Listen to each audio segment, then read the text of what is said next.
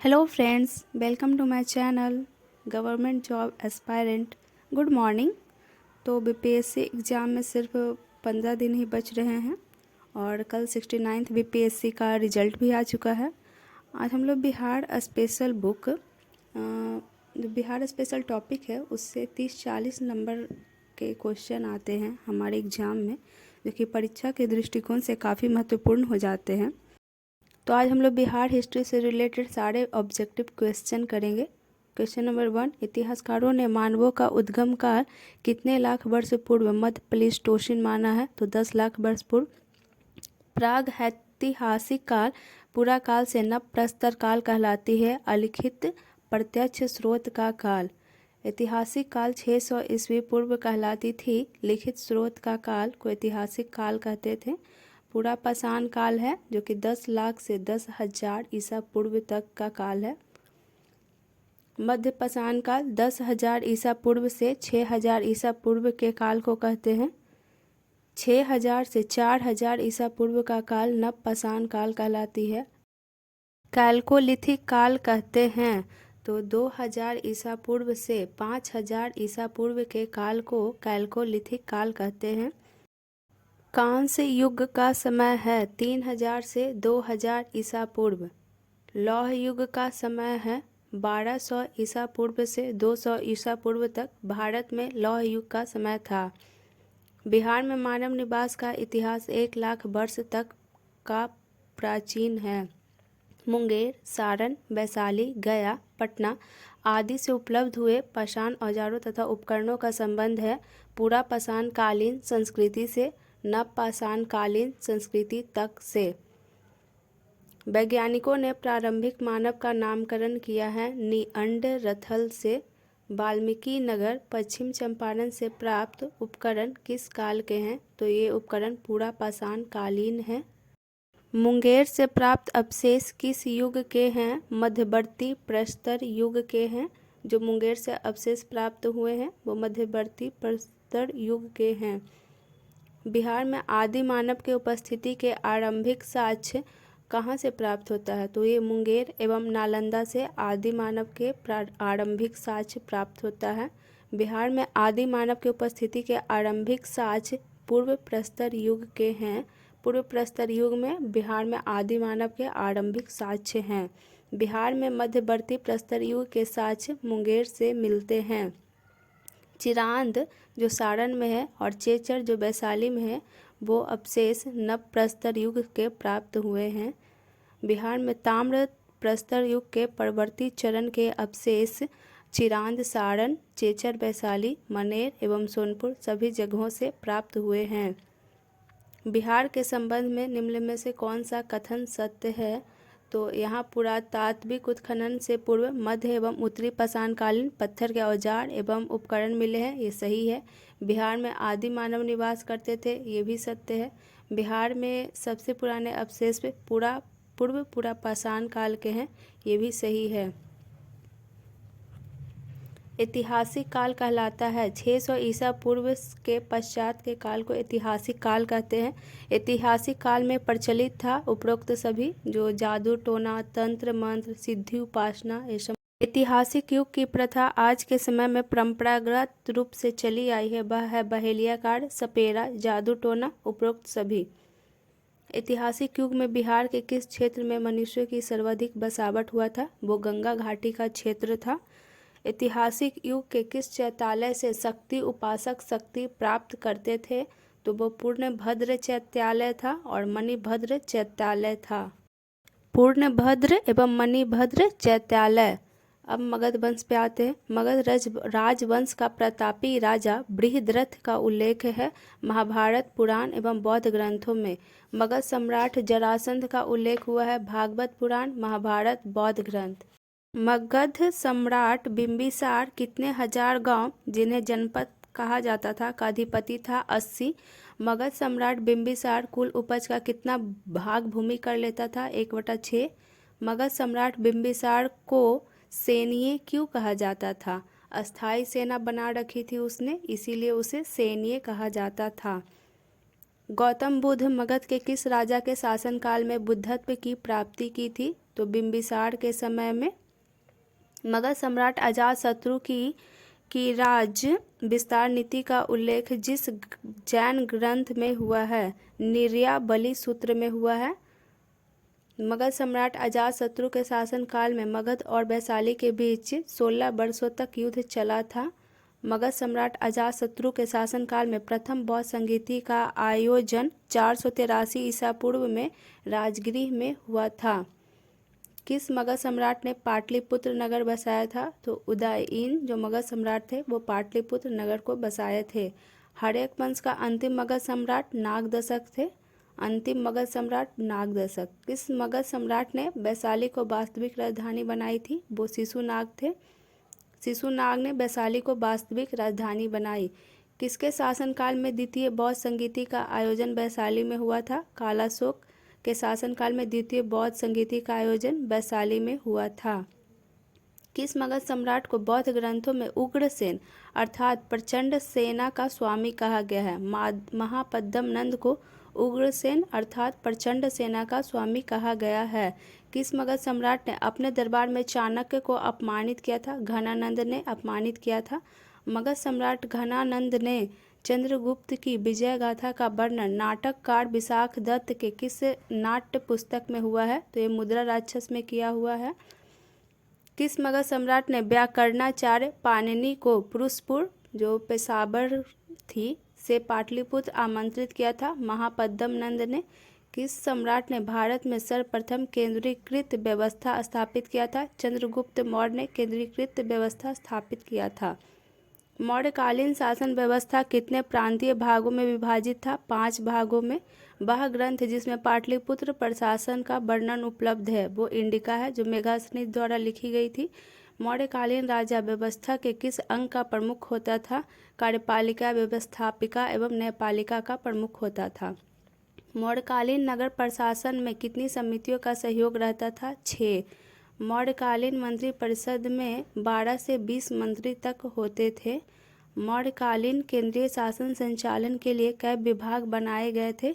उन विभागों को क्या कहा जाता था? तीर्थ कहा जाता था। केंद्रीय शासन व्यवस्था को तीर्थ।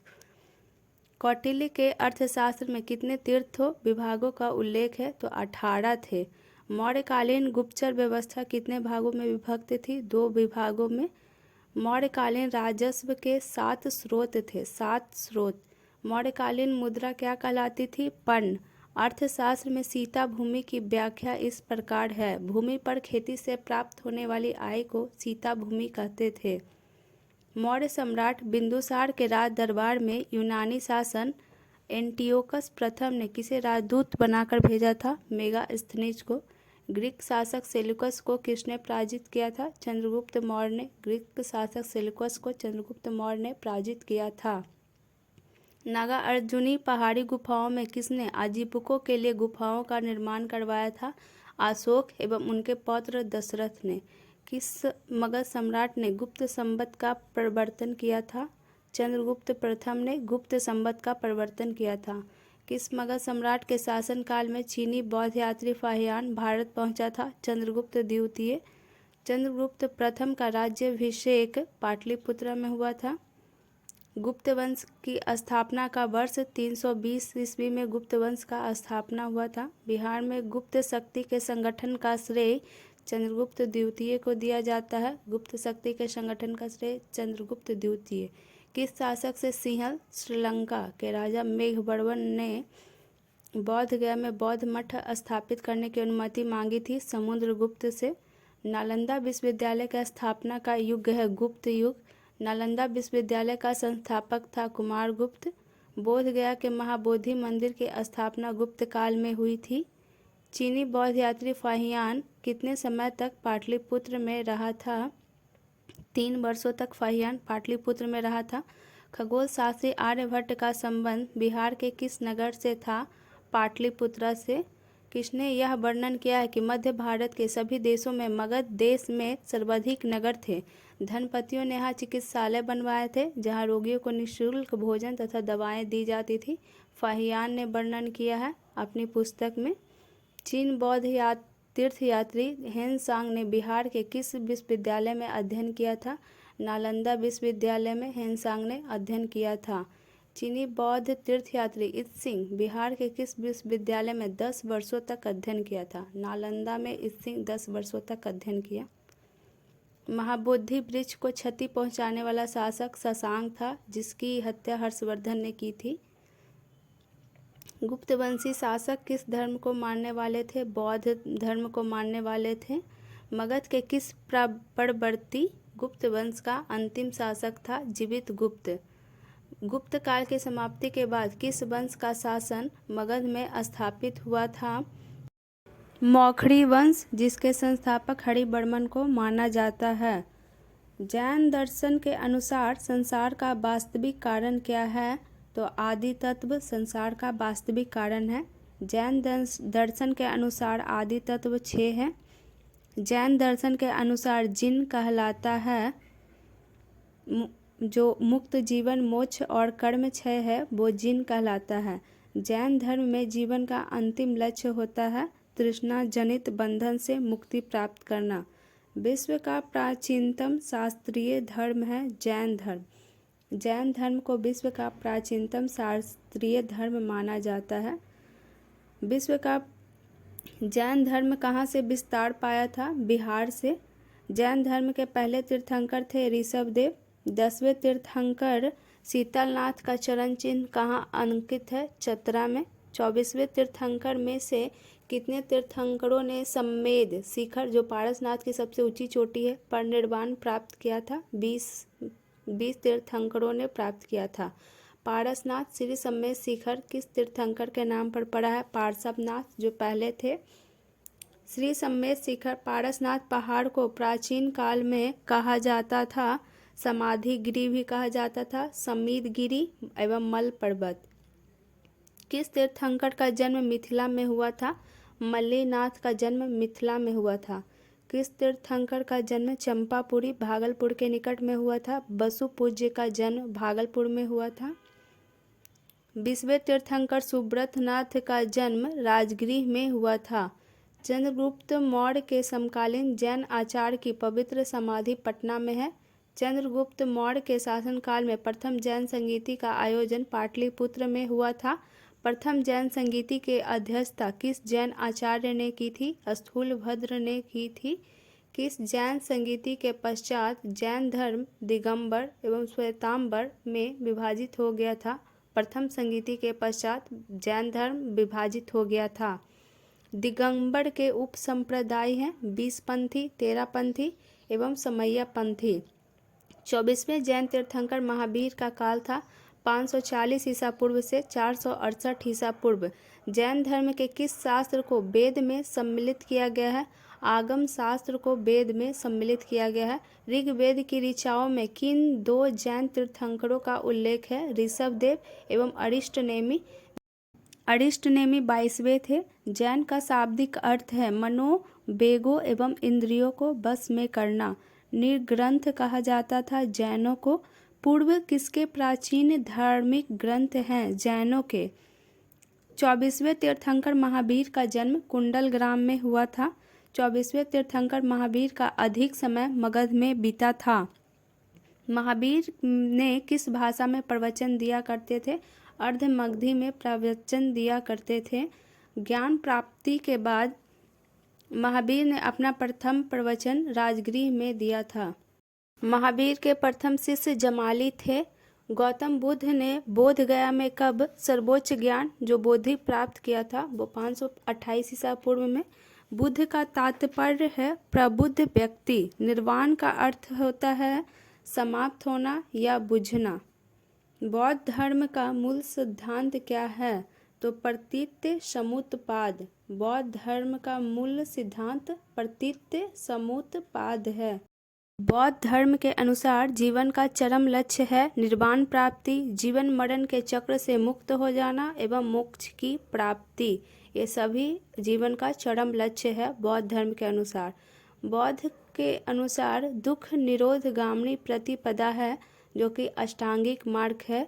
गौतम अथवा सिद्धार्थ कितने वर्ष की आयु में सर्वोच्च ज्ञान बुद्धि प्राप्त कर बुद्ध बने थे? 35 वर्ष की आयु में। गौतम अथवा सिद्धार्थ का जन्म कब कपिलवस्तु के लुम्बिनी में हुआ था? 563 ईसा पूर्व। गौतम अथवा सिद्धार्थ का लालन पालन किसने किया था? प्रजापति गौतमी ने। गौतम अथवा सिद्धार्थ का गृह त्याग कहलाता है महाविनिष्क्रमण। दिव्य ज्ञान प्राप्ति के बाद बुद्ध ने सारनाथ में 5 शिष्यों को धर्मोपदेश दिया था। इसी के साथ बौद्ध धर्म की स्थापना 528 ईसा पूर्व में हुई।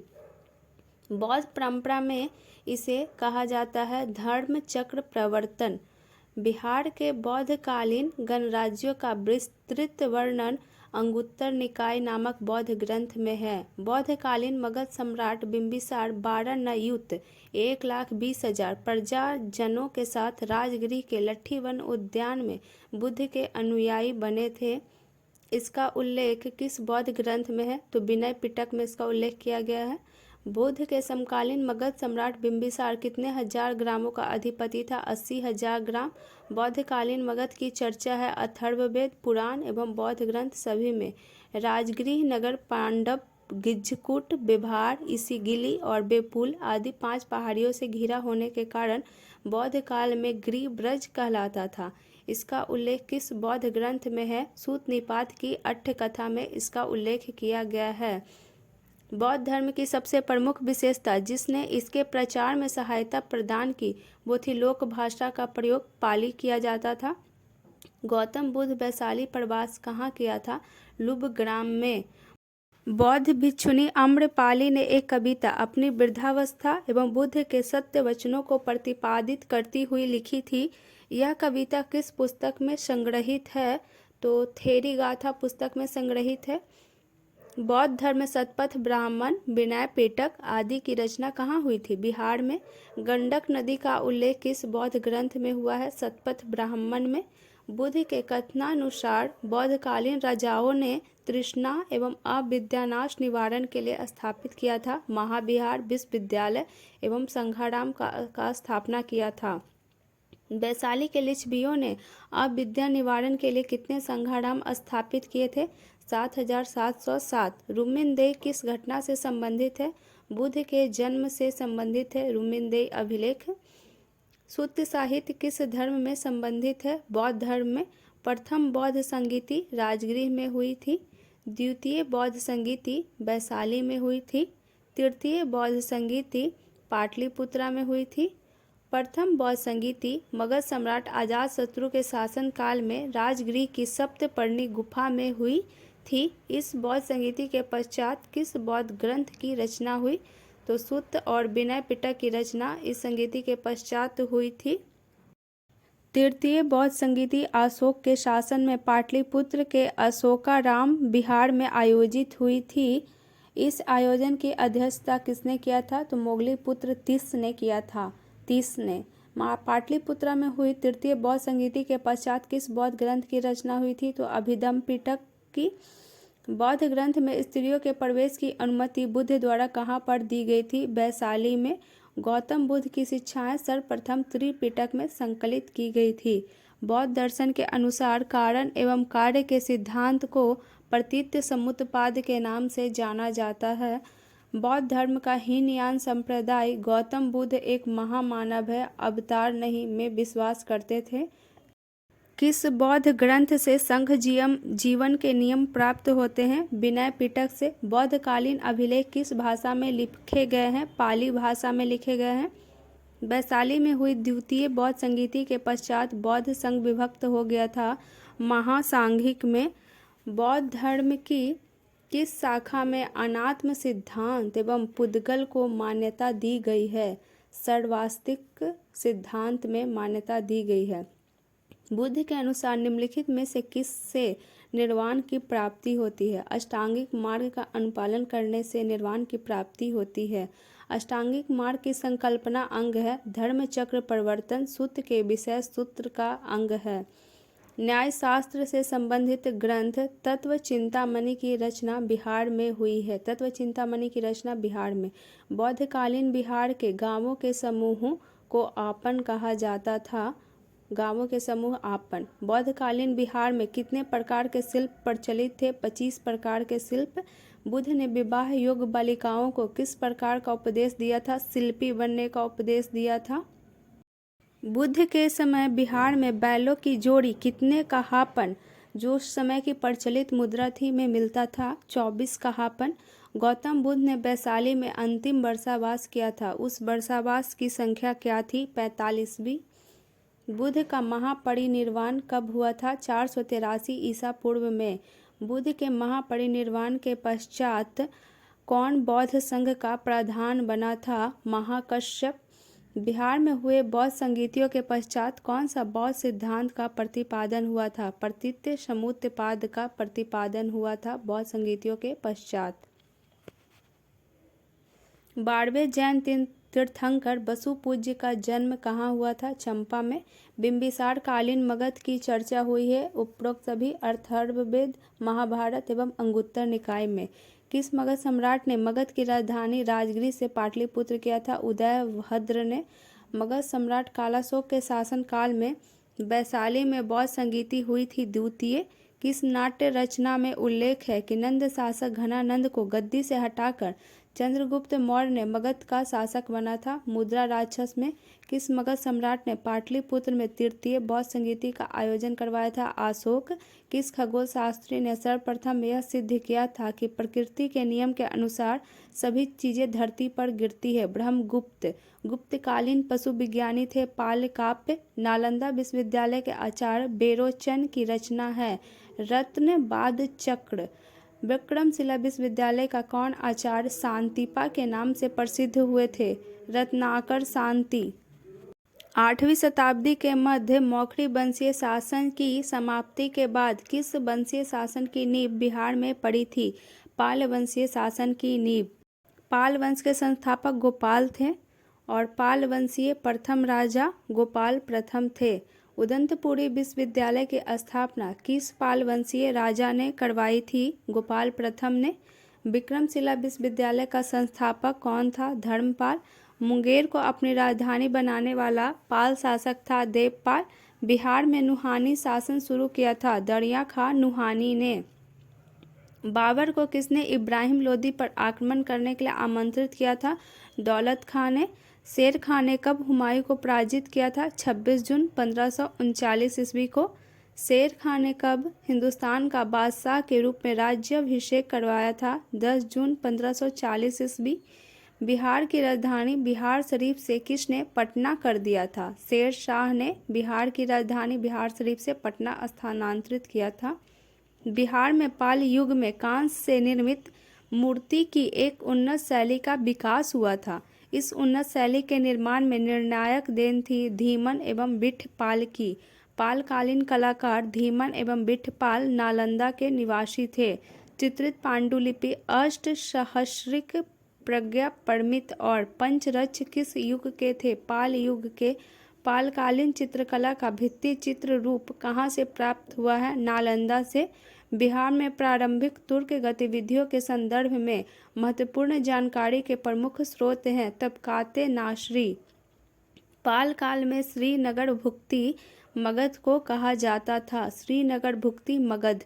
तिरहुत में फिरोज तुगलक ने किस वंश का शासन आरंभ करवाया था? बैनवाड़ वंश का शासन।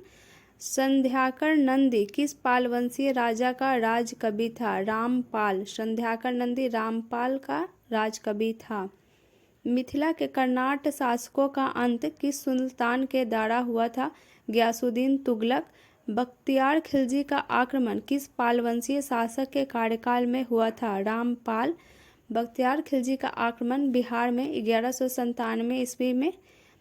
तिरहुत में एक टकसाल शहर की नींव किसने डाली थी? गयासुद्दीन तुगलक ने। किस तिब्बती बौद्ध यात्री ने नालंदा और उदंतपुरी में हुए बख्तियार खिलजी के आक्रमण का वर्णन किया है? धर्मस्वामी ने। तुगलक काल में बिहार की राजधानी कहाँ स्थापित हुई थी? बिहार शरीफ में। बिहार में तुर्क सत्ता की स्थापना 1198 ईसा में हुई थी। बख्तियार खिलजी ने अपनी राजधानी कहाँ स्थापित किया था? उदंतपुर में। बख्तियार खिलजी की हत्या सैनिक अधिकारी अली मर्दान खां ने देवकोट में कर दिया था। बख्तियार खिलजी के शव को बिहार शरीफ में दफनाया गया था। इतिहास पुस्तकें रियायश उस सलातीन और तबकात ए नासरी में किस तुर्क शासक का प्रशासनिक जानकारी उपलब्ध होती है? बख्तियार खिलजी की।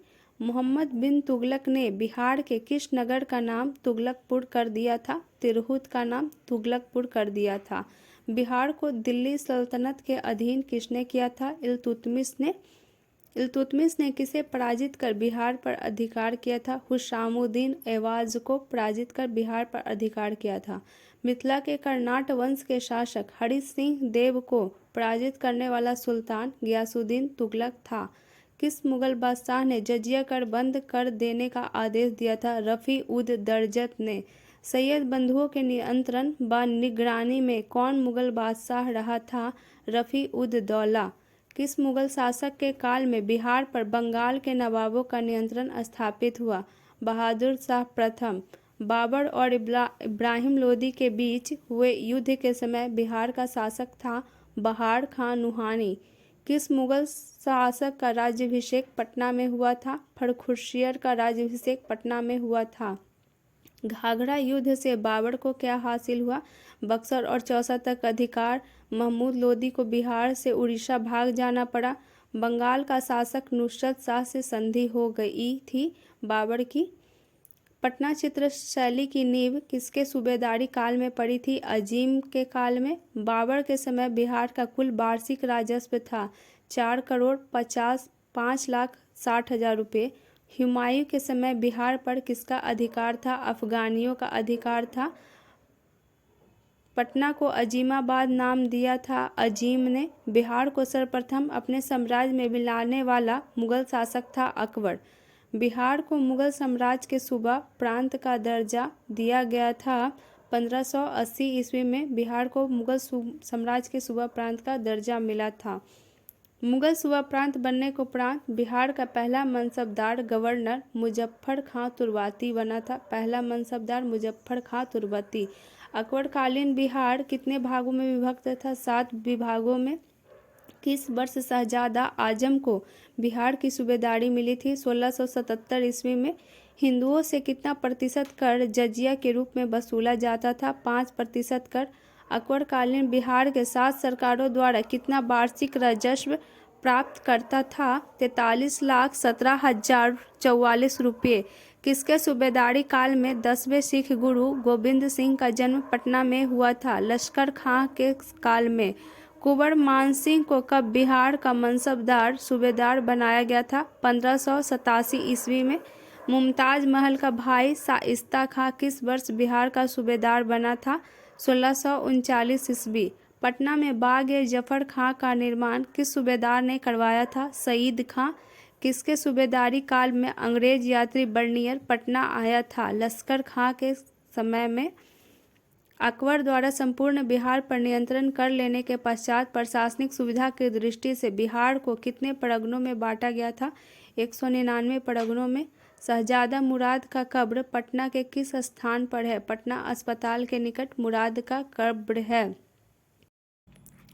किसने पटना में एक मदरसे का निर्माण 1629 में करवाया था? सैफ खान ने। जहांगीर ने अकबरकालीन बिहार के मनसबदार सूबेदार के स्थान पर किसे बिहार का मनसबदार और सूबेदार नियुक्त किया था? लाल बेग को, जिसे बाज बहादुर के नाम से भी जाना जाता है, उसे सूबेदार नियुक्त किया गया था। किस मुगल शहजादे के नाम पर पटना में मुरादपुर नामकरण हुआ था? शहजादा मुराद के नाम पर पटना में मुरादपुर रखा गया था। अकबर के काल में बिहार प्रांतीय सूबा प्रशासन प्रमुख को सिपहसालान कहा जाता था, परंतु उसके उत्तराधिकारी के काल में प्रांतीय प्रशासन प्रमुख को क्या नामकरण किया गया? सूबेदार। बिहार के मनेर में स्थित शाह दौलत का मकबरा किस सूबेदार ने बनवाया था? इब्राहिम खां। अकबर ने बंगाल तथा बिहार को मुगल साम्राज्य में किस वर्ष मिलाया? 1576 ईस्वी में। किसकी विद्वता से प्रसन्न होकर अकबर ने 1556-57 में पुरस्कार स्वरूप मिथिला का राज्य दे दिया था? महेश ठाकुर। शहजादा खुर्रम ने 1622-24 के वर्ष में विद्रोह कर बिहार के किन क्षेत्रों पर अपना अधिकार कर लिया था? पटना, परवेज एवं सासाराम पर। जहांगीर ने अपने पुत्र शहजादा परवेज को किस वर्ष बिहार का सूबेदार बनाया था? 1621 ईस्वी में सूबेदार बनाया था। मध्यकालीन बिहार में अंतर्राष्ट्रीय व्यापार का मुख्य केंद्र था। पटना एवं भागलपुर मुख्य केंद्र था। सबसे पहले बिहार पहुंचने वाले यूरोपीय व्यापारी थे पुर्तगाली। डच व्यापारियों ने किस वर्ष पटना में फैक्ट्री स्थापित किया था? 1632 ईस्वी में। अंग्रेज व्यापारियों ने पटना में किस वर्ष फैक्ट्री स्थापित किया था? 1651 ईस्वी में स्थापित किया था फैक्ट्री अंग्रेजों ने। फ्रांसीसी व्यापारियों का व्यापारिक केंद्र चंद्रनगर था। यूरोपीय व्यापारियों के भारत आकर व्यापार करने के कारण थे उपयुक्त सभी, जैसे भारत में संपन्नता थी, यूरोपीय ईसाइयों और टर्की के मुसलमानों के बीच धार्मिक युद्ध होते थे, सल्जुक तुर्कों द्वारा उनके व्यापारिक नावों के आगमन पर प्रतिबंध लगाना, ये सभी कारण थे। किस मुगल शहजादे ने बिहार के यूरोपीय व्यापारियों को भ्रष्ट तरीके से खालसा भूमि प्रदान करने लगा था? फर्रुखसियर खालसा भूमि प्रदान करता था। किस मुगल शहजादे ने धन प्राप्ति के लिए यूरोपीय व्यापारियों को पटना में लूट लिया था? फर्रुखसियर ने यूरोपीय व्यापारियों को लूटा था। औपनिवेशिक कंपनी सरकार की स्थापना किस वर्ष हुई थी? 1765 ईस्वी में औपनिवेशिक कंपनी सरकार की स्थापना हुई। बिहार में औपनिवेशिक कंपनी सरकार का द्वैध शासन रहा था 1765 से 1772 ईस्वी तक। बिहार, बंगाल और उड़ीसा की दीवानी राजस्व प्रशासन प्राप्त करने वाली कंपनी सरकार कितने रुपए मुगल बादशाह शाह आलम को प्रतिवर्ष देना स्वीकार किया था? 26 लाख रुपए। बिहार में कंपनी सरकार स्थापित होते बिहार का नायब प्रमुख प्रशासनिक अधिकारी सिताब राय बना था। किस यूरोपीय यात्री ने मुगल काल में पटना की जनसंख्या 2 लाख बताया है? लेवर्निये ने पटना की जनसंख्या 2 लाख बताई है। कंपनी सरकार को बिहार, बंगाल, उड़ीसा से प्राप्त कितने लाख पाउंड राजस्व की प्राप्ति होती थी? 30 लाख। बिहार में द्वैध दोहरा शासन से अराजकता फैल गई थी। इस अराजकता के समय मराठा चौथ वसूलते थे। अंग्रेज बिहार में किससे भयभीत रहते थे? मराठों से। कंपनी सरकार के कार्यकाल में किस वर्ष बिहार में भीषण अकाल पड़ा था? 1770 ईस्वी में। कंपनी सरकार की हस्तक्षेप नीति के कारण थे राजस्व वसूली, प्रशासनिक पकड़ मजबूत करना एवं सभी को नियंत्रण में रखना, ये सभी कारण थे। बिहार में नोनिया विद्रोह 1770 से 1800 का कारण था सोरा। देश को गुलामी से मुक्त कराना सबसे बड़ा धर्म है। पराधीनता की मुक्ति के लिए अपने को होम कर दो। सन्यासी विद्रोह के समय का यह उद्घोष किसका था? सन्यासी गुरुओं का था। बीरभूम जिले वर्तमान संथाल परगना में किस जनजाति ने कंपनी सरकार के विरुद्ध विद्रोह किया था? पहाड़िया मुंडा। जो कोल विद्रोह 1831 में शुरू हुआ था। संथाल विद्रोह 1855 ईस्वी में प्रारंभ हुआ था। लोटा विद्रोह मुजफ्फरपुर जिले में शुरू हुआ था। बहावी आंदोलन का प्रमुख केंद्र पटना था। बिहार में 1857 का सैनिक विद्रोह कहाँ से शुरू हुआ था? ये रोहनी से स्टार्ट हुआ था 1857 का सैनिक विद्रोह। बिहार में पहला सैनिक विद्रोह 12 जून 1857 ईस्वी को शुरू हुआ। दानापुर छावनी के भारतीय सैनिकों ने कब विद्रोह किया था? 25 जुलाई 1857 ईस्वी को। विद्रोही भारतीय सैनिकों ने किसे अपना नेता चुना था? कुंवर सिंह को। दानापुर छावनी के किस बटालियन के भारतीय सैनिकों ने विद्रोह किया था? 7वीं, 8वीं एवं 40वीं। कुंवर सिंह ने 13 अगस्त 1857 को अपना लंबा अभियान शुरू किया। विद्रोही सैनिकों ने कब आरा शहर पर कब्जा कर लिया था? 26 जुलाई 1857 को। पटना में किसने विद्रोह की शुरुआत की? पीर अली खां। विद्रोहियों ने कब गया शहर पर कब्जा कर लिया? 3 अगस्त 1857 ईस्वी को। चंपारण के विद्रोहियों ने किस अंग्रेज अधिकारी की हत्या कर दी थी? मेजर होम्स की।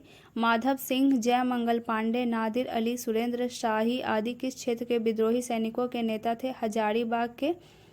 छोटा नागपुर में विद्रोहियों के नेता थे ठाकुर विश्वनाथ साहदेव थे। पलामू क्षेत्र में किसके नेतृत्व में लड़ाई लड़ी गई थी? नीलांबर एवं पीताम्बर के नेतृत्व में।